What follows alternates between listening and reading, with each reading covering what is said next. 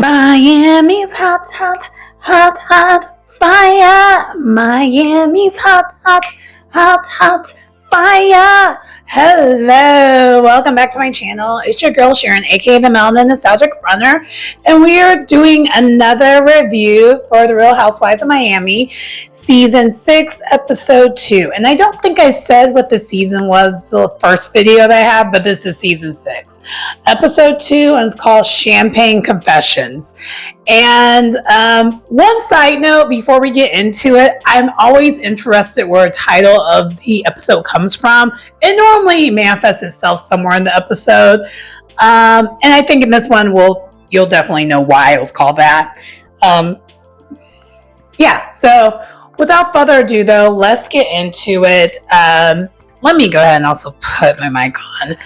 I'm a little nervous, hoping that my mic just stays on the whole entire time because I don't remember which mic I've used. And I think I've mentioned before, you can't really tell. But anyway, I am rambling. Let's get into the review. So this episode starts with a mini montage of just kind of showing what everyone had going on the day after Alexia's event, which was, the party that happened in the last episode. So we see Larsa with Mark, and she's getting like an elephant. It was like a green, almost like a bush-like elephant for like decorative purposes, going into her penthouse. And then it pans over to Julia cleaning her dog. Just kind of that fun stuff where you just kind of show what people are up to. And then we do pan over to Dr. Nicole, and Dr. Nicole is getting ice cream with her son Grayson. And I couldn't tell if she FaceTimed her or vice versa, but Gertie was FaceTimed. I don't know if Gertie FaceTimed Dr. Nicole or Dr. Nicole FaceTimed Gertie. It seems like Dr. Nicole did. And the reason why I'm saying that is because Dr. Nicole decides she's going to plan a little mini get together with champagne and oysters. So that's where the champagne part comes from. And then there's things that happen, of course, during that interaction. So that is going to be that's kind of setting things up. And the main reason why Dr. Nicole wants to do this is because Dr. Nicole's actually, out of everyone in the cast, she's really, really close with Gertie, because Gertie and her are kind of the newbies of the show since the reboot, and they're kind of close to age, so they kind of just, they lean on each other, and they're kind of like the besties. And you can tell they have a real relationship, and it's kind of cool. But anyway, so that.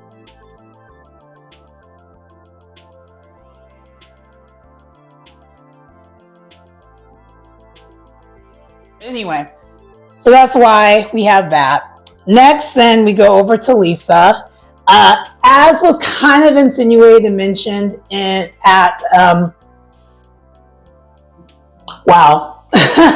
Alexia's event, when Jody was talking to Adriana,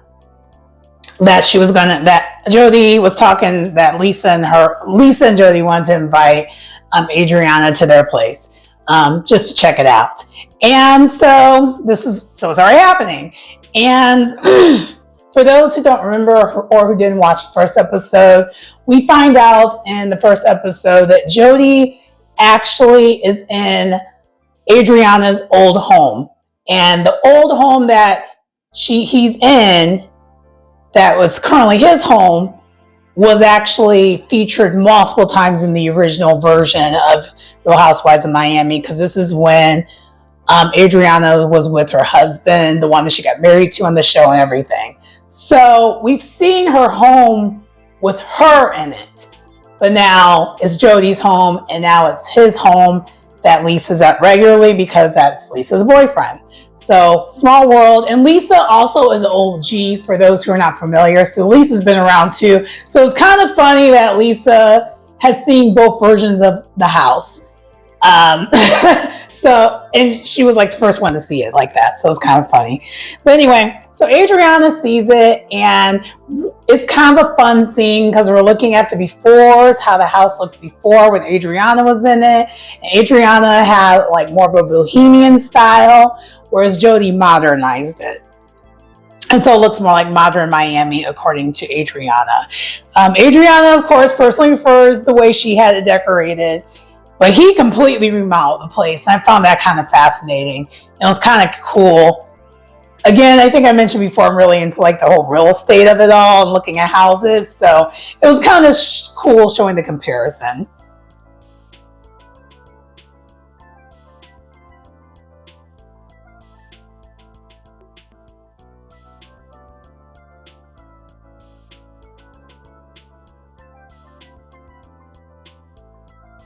Next, we have Larsa, Kiki, and Alexia, and they're all working out together. Larsa was there first, and then Kiki and Alexia joined next. It was quite comedic because Kiki is just extra at all times, and they all tried to go on this medicine ball. I think Alexia was the only one that got on the medicine ball right away to do the crunches, and then everyone else just kind of fell. And Kiki kind of like cartoonishly fell and then she started joking in her confessional about like, these are not the kind of balls I'm good with. Because, she's always talking with her mind in the gutter. So it was cute. And so after they get finished working out, they recap the events at Alexia's place. And Alexia does state her disappointment that Todd decided not to attend the party at the very last minute. And Kiki is being the bone carrier about it. Because if you remember from the episode last week, Kiki was in the car on the way to the party with Julia and Adriana.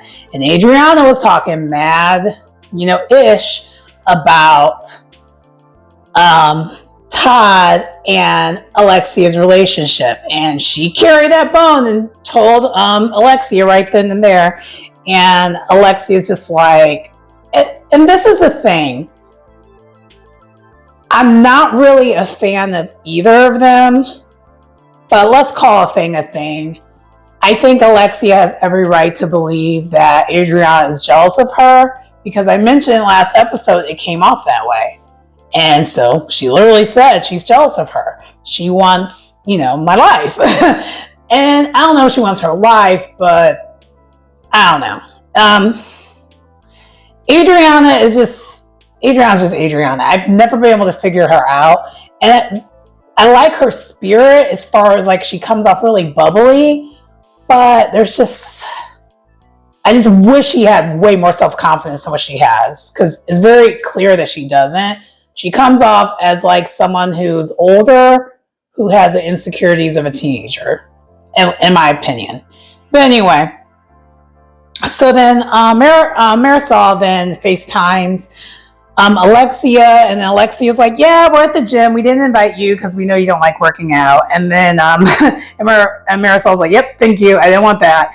And Marisol was like, hey, I'm inviting you all to my gay brunch. Apparently, Marisol does this event that's called a gay brunch every year. And I don't know what the reason or purpose of it is because I don't know when this was filmed, but this is just a thing that she does every year. So that's the event that's happening also.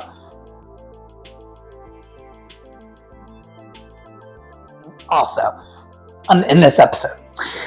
Anyway, so we go back then to the other scene with Adriana, Jody, and Lisa. And they're sharing a toast. And then Julia does show up shortly after that. Jody excuses himself because he can already tell they're going to get into it, do the Real Housewives thing and talk about, what happened at Alexia's party. So this is a time where the recapping is going to happen. And basically, Julia explains her issues of why she kind of went at it with Marisol.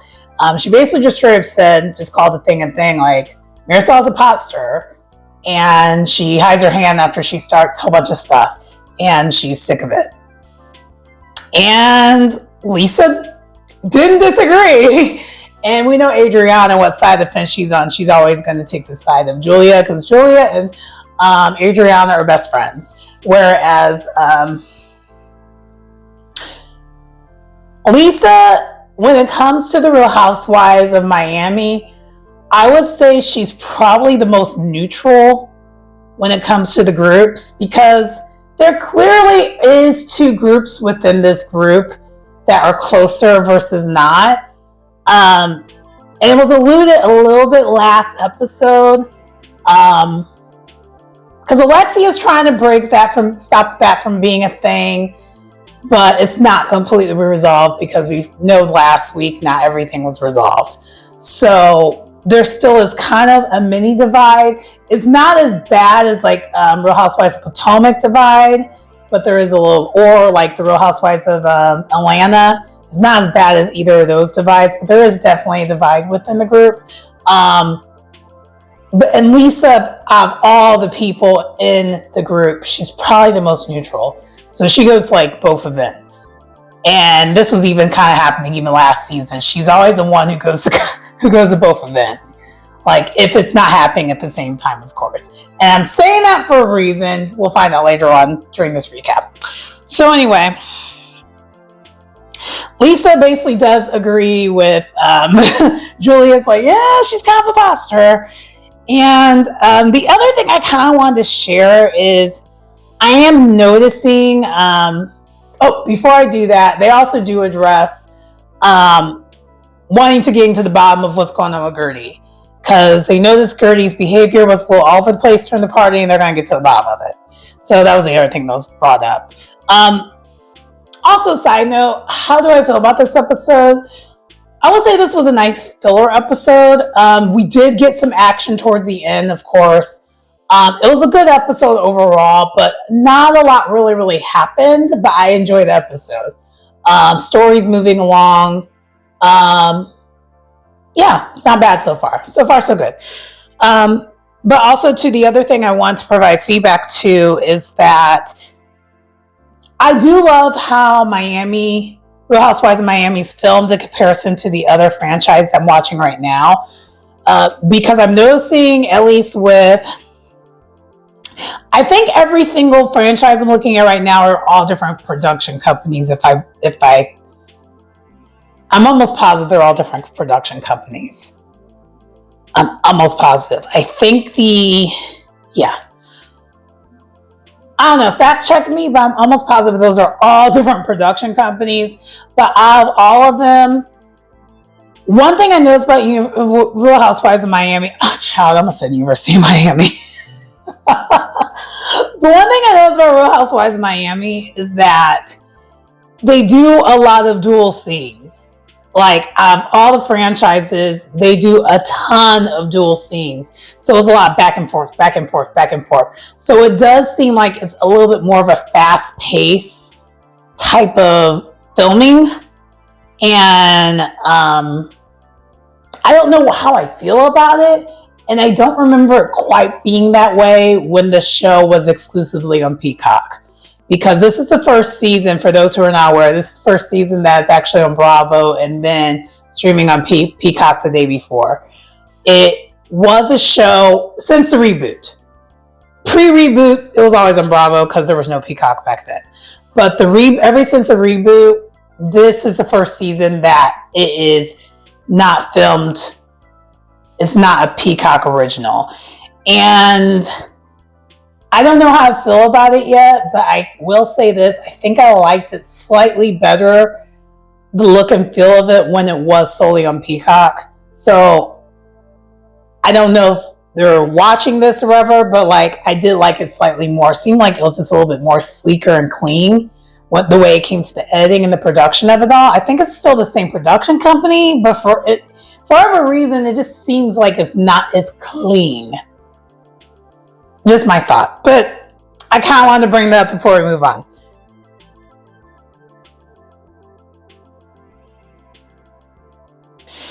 Next, we have Larsa with Marcus at lunch together, and we find out that, side note, I'm not sure how I feel about this relationship. It seems like a PR relationship to me because it's good for both their brands, especially.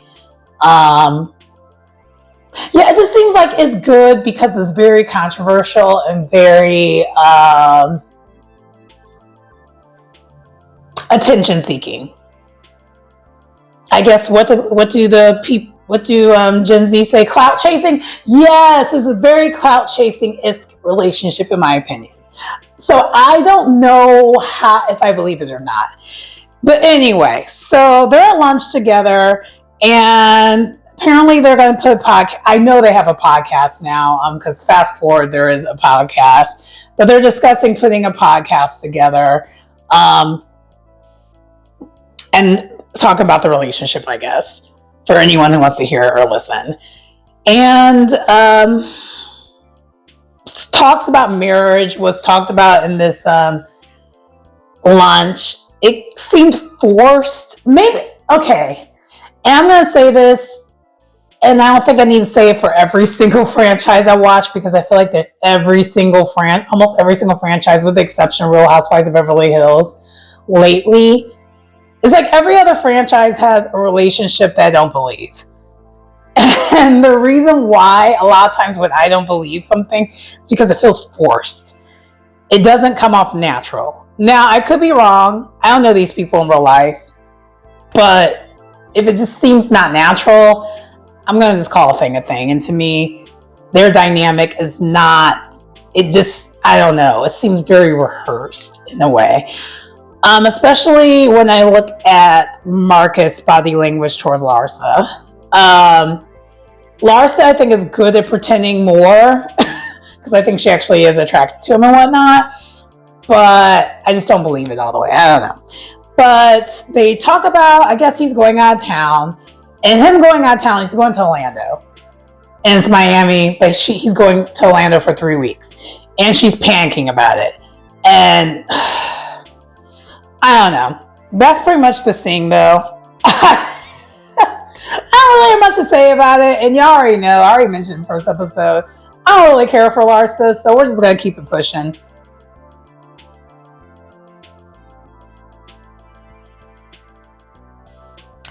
Okay, we have the next scene where Lisa is heading to the hearing about the temporary support while the divorce is going through its thing. And so she's talking to Jody about it, kind of expressing her concerns, frustrations, and everything else with that. And then she gets a call from her lawyer while she's on the phone with Jody, so she switches over to talking to the lawyer, and he says, hey, go ahead and turn around. We got good news. You're good to go. He agreed on the temporary support amount and everything. There's no need to do the hearing. And up until this point, this was in a messed up way, this was like a pretty small victory. But this is the first time where this was like no contention. But from the way it sounds and then what the amount was, because they ended up agreeing upon $8,000 a month for, I think I saw that correctly, because it was like they were showing articles for temporary support, which is completely less than like what the lifestyle was for her when they were together. So Lisa, of course, is not really happy about the victory, because I'm pretty sure what happened, it sounds like from what happened, this is my guess, I can't really quote this, but seems like because they've had so many pushback and so many issues, the attorney probably advised her to lowball it, and he took the lowball offer instead of highballing it, because it seems like that's what happened. I'm not exactly sure, but like, so Lisa, long story less long, is not happy about it. She's showing her annoyance in the confessional, which I don't blame her, because we already know that this is not going to go well. And spoiler alert, but not really spoiler alert. For those who aren't aware, there is this event called BravoCon. I'm going to try my hardest not to spoil too much from what happened at BravoCon, because that was this past weekend, and we already know all these shows were pre-filmed prior to that. But I will mention this one spoiler that isn't a spoiler, and I kind of even alluded to it in the last video. They're still not divorced. Again, mark my words. I think Kenya will get her divorce. Kenya Moore from Real Housewives of Atlanta will get a divorce before Lisa does. And that was a contentious relationship too that she had with her ex. But because her ex doesn't have the coins like that, it's going to eventually, I think that's going to eventually work out a lot faster than this whole thing with Eleni and Lisa. But anyway, so that's pretty much all that happened there.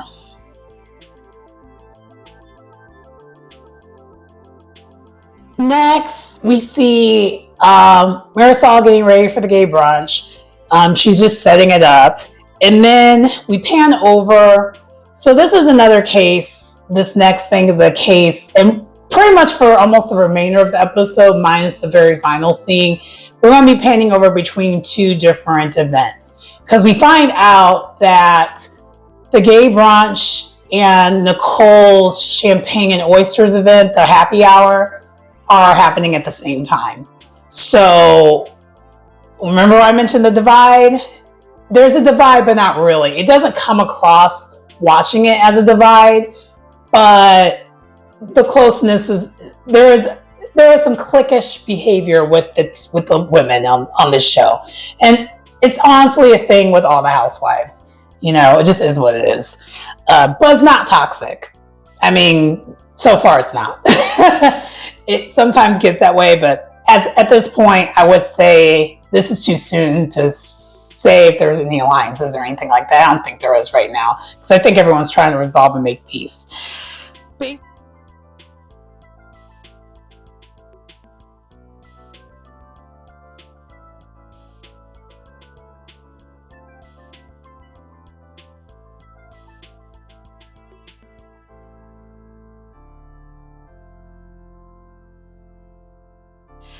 Basically, Nicole's hosting her event, and we have Julia, Adriana, and Gertie all together at this event. Gertie does state in her confessional that this is going to be when she actually tells them what's going on. Because as soon as they sat down, Adriana did not even let them get any water. She's like, "So Gertie, why were you and Larsa getting into it? What's going on with you?" And Gertie's like, "Can we get some drinks first?" Which, child, I agree. Like, let's not start there. Like, we just sat down. There was plenty of other things that happened here. Relax. So, but Gertie does express in her confessional that she is nervous about telling them about her diagnosis, but she feels safe with the women that she's there with, so she's okay with doing it. And she's planning on telling them at the dinner. And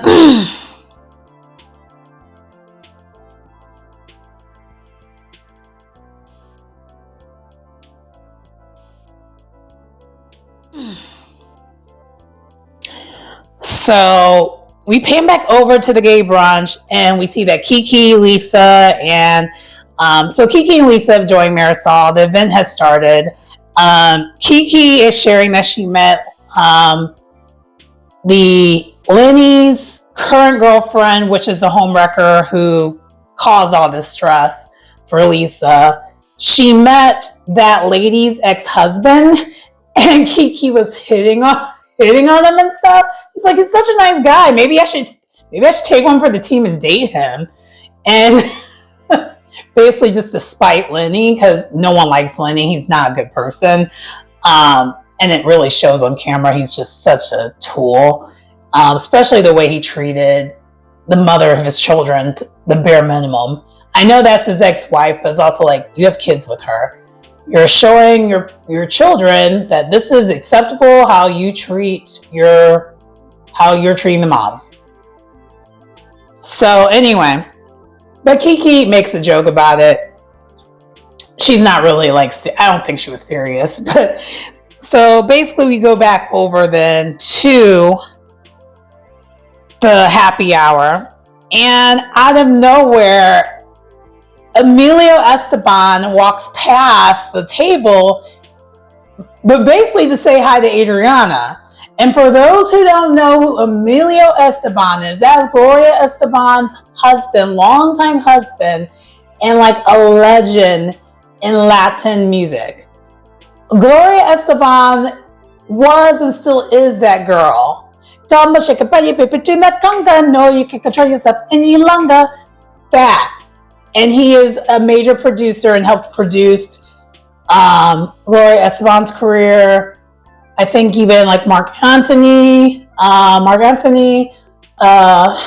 even like Ricky Martin, like all of like your pop Latin artists that crossed over, Emilio had a hand in it.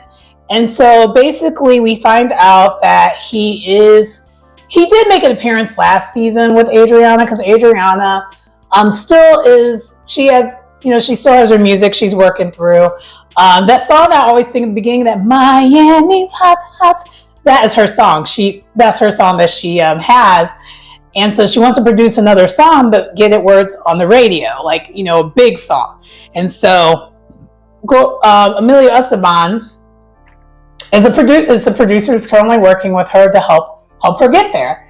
And hopefully it's good things. And so it was a cute light seeing that we saw that mini cameo. And really, I feel like that kind of a cameo, like Latin-esque cameo, you really can only get from the Real Housewives of Miami. That's one of the things I like about the Real Housewives of Miami. It's the culture is just completely different.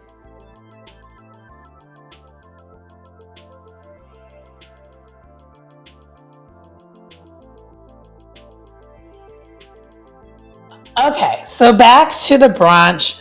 Alexia and Larsa show up, and we got right to Lisa talking to Alexia about Todd and saying that, hey, she actually saw Todd as she was leaving the party, and she basically asked, like, hey, is everything okay with y'all? Like, are y'all good?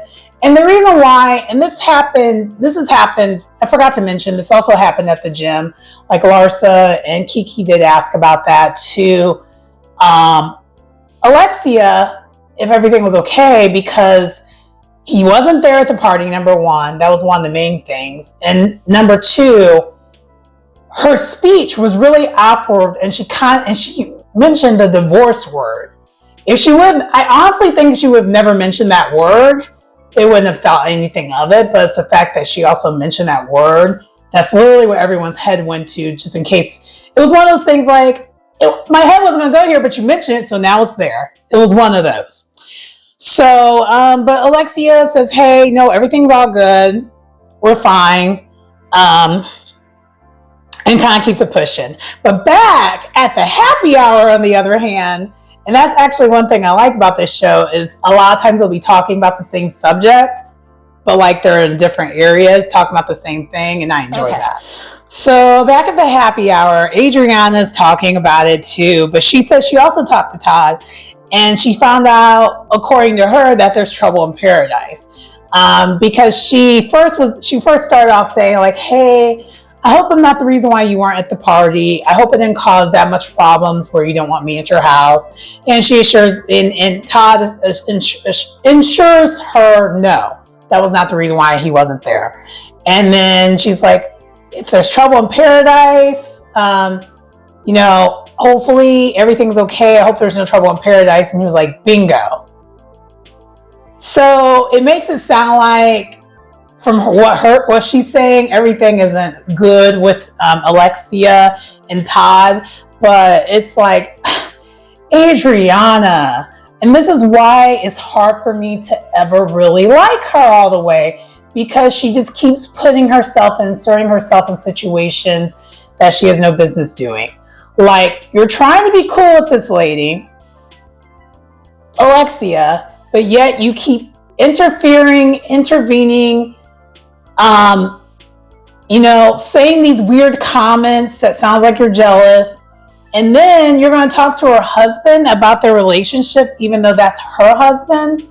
It's super just not okay if you're trying to work on building a better relationship.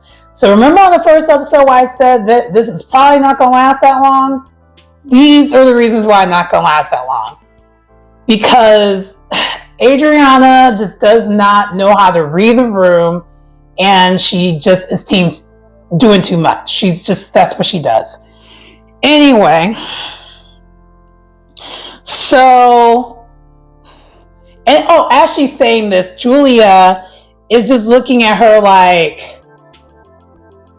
why are you doing this? Because even Julia is like, I just really wish you would learn how to stop doing this. And it just is what it is, though. This is what you're gonna get with her. Your friend's messy. Just embrace it. Your friend is messy. Back at the gay brunch, the girls are the ladies are having a blast. They're dancing, having a good time, just hanging out with all the gay besties that are there. And I'm still confused what this gay brunch is about, but it looks like a fun event. I would love to be part of an event like this, because I love hanging out with my girls. I just do. But so it looks like they're having a blast. And out of nowhere, while they're just having their life, girls and the girls hanging out, Larsa decides she's just going to FaceTime Marcus out of nowhere. And Marisol, along with the rest of the group, is annoyed. And then the shady producers show, it's only been 3 days since the last time she talked to him. It's only been 3 days. And she's making it seem like he's across the country. Because she's also stating, yeah, I'm going to throw him a welcome back party when he gets back. He's only going to be gone for 3 weeks. And the thing is, the gag is, and I think I mentioned it at the very beginning, he just went to Orlando, Florida. They're literally in the same state. I know that's not really close state-wise, but it's not like he's in LA. And you're rich, and so is he. If you really miss him that badly, you could go and see him. But then again, it is only 3 weeks. This is not your husband. He's just your boyfriend. So everyone's annoyed, and then Lisa says, "You're annoying." And I agreed there. I mean, there was no lies told, and no one disagreed either, because everyone was kind of annoyed by it, because it was just out of nowhere, and it was just so forced. It was yeah. Anyway, then after that, Kiki then checks in with Lisa to just make sure, hey, I just want to make sure Jody isn't a rebound for you. I care for you. I want nothing but happiness for you, but I want to make sure Jody's not a rebound and you're happy in what you got going on. Lisa reassures her and the whole entire group, I love this man.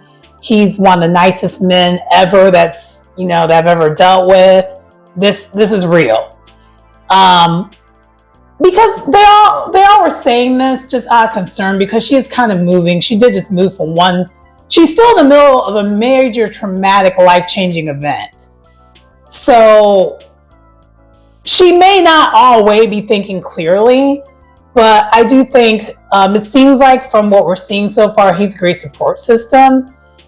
But, they're just kind of all just like firmly saying, hey, maybe you should just like kind of proceed with caution, because you're still in the middle of getting out of something. And so while that conversation's happened, she's reassuring her everything is great. And then even in the confessional, she's gloating and she has this glow about her. She does truly seem happy. So that is kind of cool. But we show Adriana with the other group, like at the happy hour. They're talking, because Adriana mentioned like, hey, I went to Jody and Lisa's house. It actually used to be my house. And so, and Adriana just spills the tea like, hey, yeah, they're talking about moving in together and stuff. But honestly, what I got from them talking about moving in together, they were talking way down the road. I don't think they were talking right away from the way it sounded. Like, and if you're in a serious relationship, those talks are going to happen. Like, and it may not happen right away. It's just you're planning ahead and you're speaking existence, the future. And you're showing the person that you're with that you're committed to a potential future with that person. it doesn't necessarily mean, oh, we're going to do this next week or wait till the divorce happens afterwards it happens. It's not even that. But Adriana, the way she tells it, she makes it seem like it's like right away. And so, of course, the rest of the women, they're concerned. But then Lisa's like, not Lisa, but Julia's like, life's too short. If this is how she feels, she should just go for it. And I mean, I kind of agree with her to a certain extent. But yeah, we already know my thoughts. And then Gertie's like, girl, how many times have you been engaged for you to be saying all that? And then in a nice little mini comedic moment, we see Julia trying to tally up how many times this girl has been engaged, as in herself. And we find out Julia has been engaged 9 times. I mean, she only went through it, I think, twice, but 9 times. I thought my 2 times was a lot. Okay. So next, finally, still within the same, actually it was a brief commercial break, but once I got back to it, Dr. Nicole finally asked the burning question to Gertie, because they've been there for a couple hours at this point. Everyone's loosened up. Drinks have happened. Food has happened. The things. And heart to heart, Dr. Nicole's like, what got you so upset, Gertie? Like, are you okay? Is everything good? And she's saying it not in like a group setting type of way. She's literally one-on-oneing her, even though the other 2 ladies are there. She's still just wanting her, just like, hey, why were you so upset? What happened there? And then while we're waiting on the answer there, it pans over back to the gay brunch where Larsa is talking about her issue with Gertie and trying to figure out why was Gertie just flying off the handle. And it's such a night and day. And it even alludes to what Gertie said in her confessional. Safe place, not safe place. Safe place, not safe place. Dr. Nicole is asking her the questions very directly, with care, with love, with compassion, and very tenderly saying, so what happened there? Is everything okay? Like that, right? And then when you pan over to the brunch, Lars is like, I don't know what's going on with her. Why was she acting like that? What is wrong with her? Like that. But you're supposed to be her friend. But you're doing all that.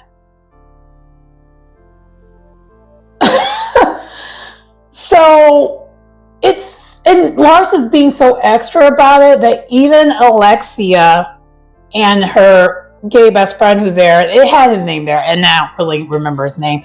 They both are just like saying, giving Gertie grace and saying, maybe there's something going on with her. Like maybe there is something seriously going on.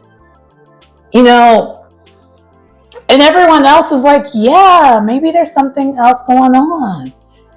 And Lars is still just looking like, I cannot hide my bias. I'm sorry. I can't stand Larsa. Anyway. And so back to Gertie. Because I want to say so much, but I'm not trying to skip ahead. I'll save it for the end. Yeah. So back to Gertie.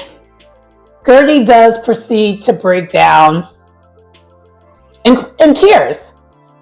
And finally just spits it out. She's like, I have breast cancer. And even as I'm saying that, I'm not even going to hold you. That was a super tough scene for me to watch. Because she literally was bursting out in tears and started crying. And then it's not like she just said that and kept it there. She said it and then explained all of what she has to do or will potentially need to happen all within that scene as she's just crying. And I admire her strength because she's able to muster up her what all she has to do without sounding like she's completely falling apart, but yet she's definitely breaking down. And like, honestly, when she said that, I started crying because if you're someone who's never been has never been impacted by cancer, I don't, maybe you just don't know enough people. I mean, it's one of those diseases that, like, it seems like everyone has had someone close to them that's died. And I mean, it's like no one's exempt from it. And it really sucks. It just does. And I felt for her at that moment because, you know, she was good one day and the next day she wasn't. There has been some new developments, but I'm not going to explain it or say it. If you want to say it in the comments, you can. But we're going with what's going on with the show. I'm just going to say that.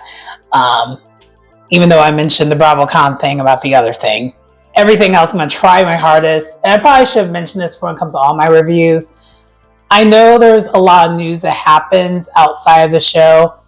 My goal when I do the reviews, I'm not going to really pay, like, I know what's happening outside the show, but I'm not going to spoil it for you. I'm going to just be reviewing the show and the show alone. Okay. Anyway, so she does explain to them that it's stage 1 and it's pretty aggressive, it's pretty evasive. So because it is a pretty evasive cancer that she has, and for those who don't realize, usually breast cancer, when it happens to Black women, unfortunately, usually is the more aggressive type of breast cancer. So maybe that's the other reason why I just started, I cried immediately when she said it, even though I knew that from the last episode, because that is typically how it goes. It's typically the type of cancer of people of color get in Black women is usually going to be more aggressive than our European counterparts, unfortunately. And I wish they knew the reasons why. Probably a lot of it has to do with health and diet and whatever, but the most healthiest person on the planet can get cancer. It seems like that doesn't really matter. You know what I mean? So she also states that because of it being as invasive of a cancer it is, she has to get surgery fairly quickly, a lot sooner than she realized. And then chemo's a possibility. And she did mention in her confessional, you know how cancer, the C word, was already a struggle for me to say. Chemo's even worse. I really don't even want to speak it to existence. But unfortunately, that may be her, reality. And as much as it was sad and hard to watch this, I'm so happy that she shared this with us all, because seeing her journey on this and showing that she still has strength throughout everything, because, she has children, 2 young children. And she has a career. She's actually the breadwinner of her family. I mean, not to say her man isn't a slouch, but her man's a firefighter, while she is a pretty successful event coordinator, event planner. And they're like usually like large scale events that she puts together, and also this show. So I mean, she's the breadwinner of the family. And so throughout this, when she's talking about what's going on, she's really just more worried about her kids. She mentions that she's worried about her kids. She's worried about her husband. And the ladies are just trying to reassure her. And also, too, as she's talking to the ladies about it, they're all crying with her. It was just a purely beautiful scene to watch, because you could tell that she does have the safety with the group of ladies that were there with her. And Julia, she understands it, because her wife was just got done facing 2 cancers at the same time. And one of them was a cancer that came back. so she understands it. And she even mentions in her confessional, Julia mentions, like, I feel for her because I know what's to come. Because she saw it already with her wife. And it's going to be, and Dr. Nicole is definitely aware of it being a difficult journey because she's a doctor.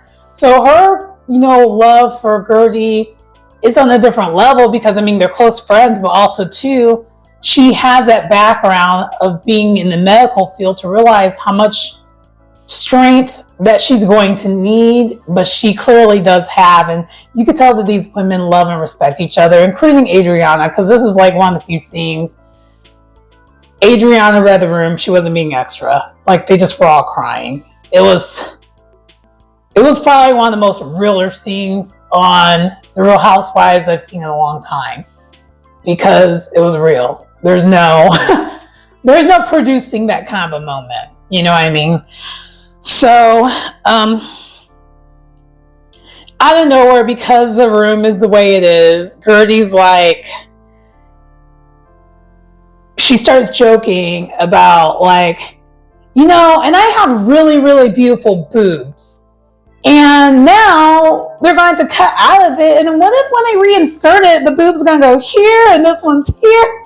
And I was like, and everyone starts laughing because they're just like, oh my gosh. They were happy that throughout her breaking down, she's finding laughter, which is what she's going to need, all the laughter, all the positive spirits for this to pass. So everyone was happy to see. So it did end like in a nice way. And they all toast to her, saying she's going to, Gertie dies, cancer, which basically means it's going to be gone, but in her way. And it was just a beautiful, pretty scene. So it was just really, really nice.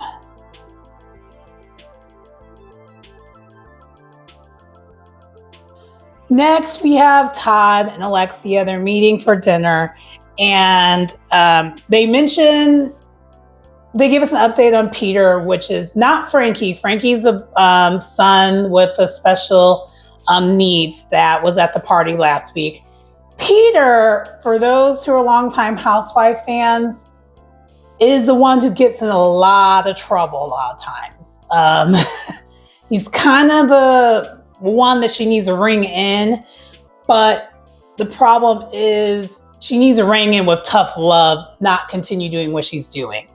And it sounds like she's still doing what she's doing because we find out that he lives in downtown Miami. He no longer lives away from her. And they are sharing the same maid that I'm sure she's the one who's paying for. And she's getting groceries for him still. And he's 30. So, and the problem is with this son, he's the one who's always in legal trouble and stuff like that, but he doesn't learn his lesson because she bails him out all the time and she coddles him. And her husband Todd has been trying to get her to like cut the umbilical cord. And she keeps saying that she's going to.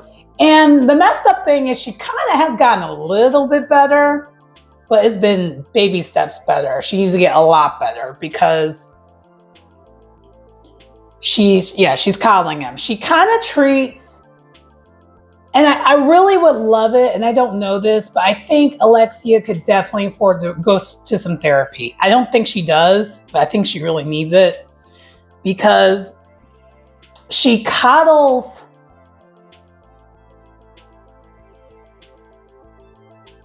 Peter the way, and very similar to how she treats Frankie, but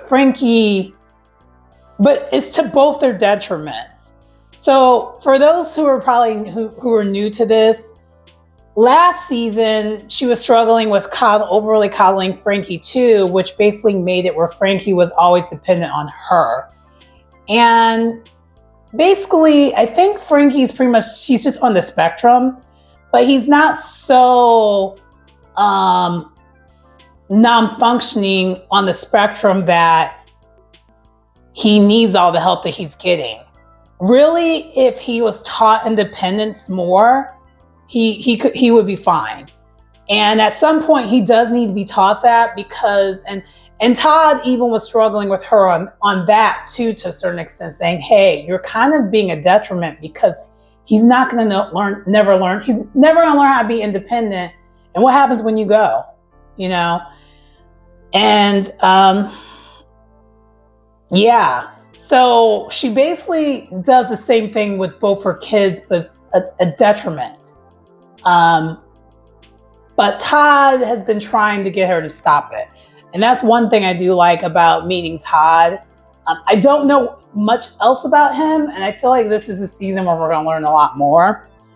But anyway, so Todd shares that he was at the gym the whole entire time. Well, he's basically talking to Alexia, because he doesn't have his own confessional or anything. And I'll go into that in a little bit. But Todd was at the gym in the building of the condominium the whole entire time while the party was taking place. He was actually still in the area. He was just at the gym. And so, which explains why some of the ladies ran into him as they were leaving, because he was just going upstairs, from the building. And he re-explains his reasonings of why he did not want to be part of it. And to me, it's more of what I thought it was. He just doesn't want to be on camera like that, being fake. I don't think he really wants to be filmed as much as he's being filmed.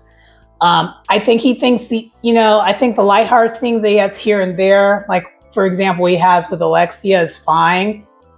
But I don't think he wants the rest of his life to be filmed the way it is. And so the producers do then proceed to ask Alexia, "Hey, have you ever bailed on an event that was important to him?" And she's like, "No." And you could tell she still is kind of hurt by it. But I also think she does understand it, because I think it is the reason that I just said. And I think she knows that that's the reason. He does not want to be filmed all the time. I think he agreed to love her, but he doesn't want all that comes with it, as in like being in a reality TV show. I don't think he's really with it. And so she's hurt that she's not getting as much support from him as she would like, which is valid. But also, he is standing in it that he doesn't want to, he doesn't really want to film like that all the time, which I understand that too. So I guess it's a matter of how important is it to you that he's in every single one of your scenes, including scenes where there might be potential conflict.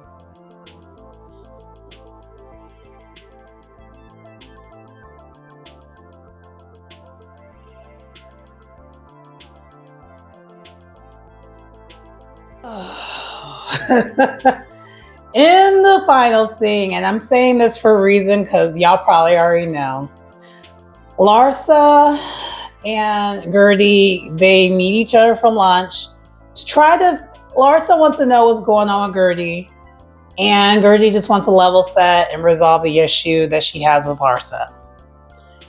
And immediately Larsa comes in hot, like with the aggression.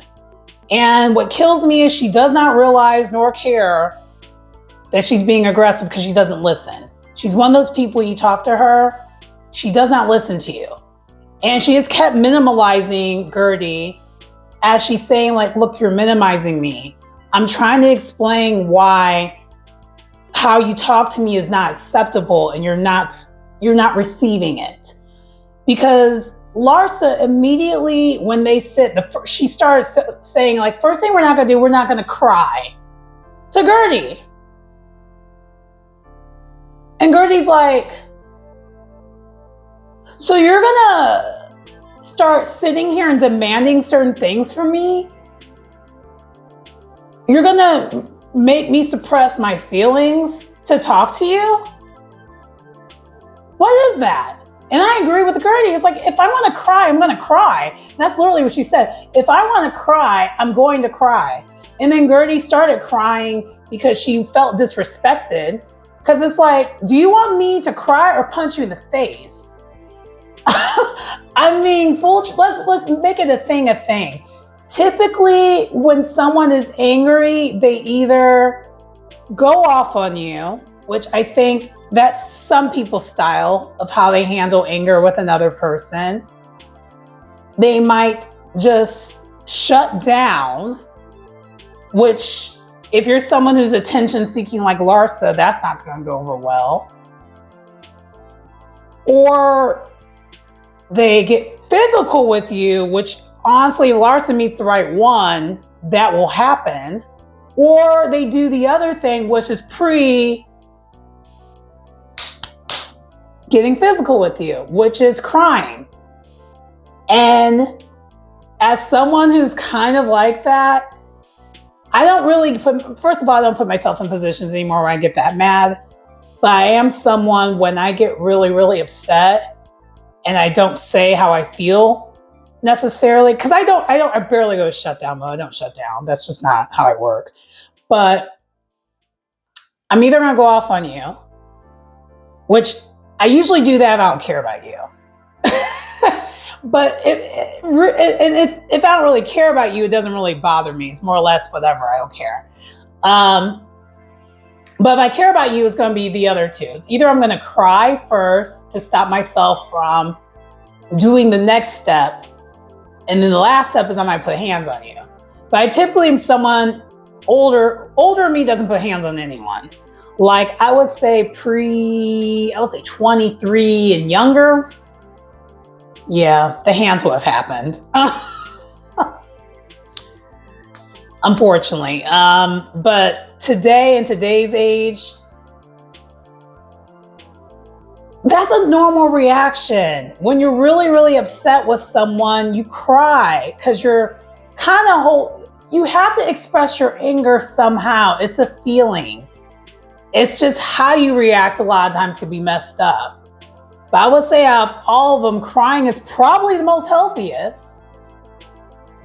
And you're telling her not to do that. But she literally said that within her sitting down.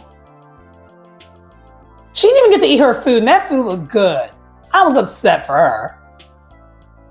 And I was like, Larsa, you really... And so basically the scene does end with Gertie leaving. She's like, I'm not going to do this with you. And she just storms out of there. And then Larsa's still yelling, what is wrong with you? What is wrong with you? What is going on? Just sounding like just such a Becky. Like, I can't stand Larsa. Great for reality TV though. She is. But just annoying as all get out. So, but that is how the episode concluded. So Larsa's probably going to be now, my guess is she's going to be the last one to know what's going on with Gertie. Because Gertie, even the thing that was crazy about before Gertie finally decided she was going to storm out there and leave, Gertie never got loud with her, not once. She kept saying, I don't feel safe talking to you. And she wasn't listening to anything Gertie was saying. Nothing. I was like, wow, you really don't know how to listen. Which is why I don't believe her relationship with Marcus, because it has to be surface. I don't believe it though, because I'm just like, unless I don't know. It just seems like Larsa just seems so unbearable of a person. She's just such a not good person. And the crazy thing is her face and her body has changed, but man, her personality hasn't. She's never been a nice person. Not at all. It's pretty bad when the Kardashians don't keep you around, even though you were trying to look like one of them. Allegedly. But yeah, that does conclude the episode. I did like it. It was a pretty heavy episode, and honestly, of everything, I'm really curious to see more of Gertie's journey regarding the cancer. I'm also looking forward to Adriana's music stuff, because it seems like we're going to be seeing more of that too. We're also probably going to find out really what's going on with Alexia and Todd, because there's definitely more than what has been said on Alexia's end. Just because there just seems like there's tension. And I forgot to mention that when they were talking in that restaurant, there seems like there's tension with them too. So there's definitely something going on with that. Julia, I really care more what's going on with Martina, which is her wife, than I care about what's going on with Julia. Lisa, I kind of want to know more what's going on with that, but I feel like nothing's going to be resolved this season. I think that might get stretched out to the following season, just because, you know, that's probably going to be long-term storytelling when it comes to that, because Lenny doesn't seem like it's going to be a way. It's not going to get settled. I feel like it's not going to get settled this season. And then trying to think who else. Marisol, she ain't really got nothing going on. Kiki, definitely friend of energy. So she's the one who just keeps the lightness and funness of the show. Although I'm wondering if there's going to be repercussions for her carrying that bone. She definitely was a bone carrier there. And that is going to somehow manifest itself where Adriana finds out that the bone was carried. I don't know if it's going to be her that goes. I don't know if it's going to be her that's going to feel a way about, or Julia. What else? I'm trying to think, is there any other people? Oh, Dr. Nicole. I want to see if we find out anything else with that. Especially with, because this episode didn't really focus much on Dr. Nicole at all. Mainly because Dr. Nicole resolved all her issues in the first episode when it comes to like any conflict that she had with the girls. So I'm curious to see what happens with that. And then I think that's everybody. Oh, and Larsa. But you already know how I feel about Larsa. So yeah, that's everybody. Anyway, that does conclude the review for today. Please like, comment, subscribe to the channel if you get anything out of the content. It's your girl Sharon, aka the Melanin Nostalgia Runner. Oh my gosh, aka the Melanin Nostalgic Runner. There we go. I just noticed that this kind of matches my pillow over here. Anyway, I will see you next time. Bye.